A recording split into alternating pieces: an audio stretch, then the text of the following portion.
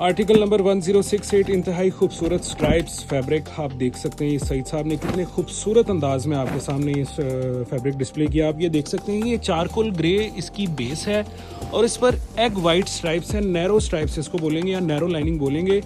ये official stripes भी इसको बोला जाता है। जो लोग ऑफिस में जाते हैं, जो लोग स्टूडेंट्स हैं, यूनिवर्सिटीज़ में जाते हैं, अगर उनके पास ये फैब्रिक नहीं है तो समझ लो उनके पास कोई भी फैब्रिक नहीं है। इंतहाई खूबसूरत 2 गज़ में या 2 यार्ड्स या 1.5 मीटर्स एक ही बात है, उसमें आपका शर्ट का पीस बनेगा।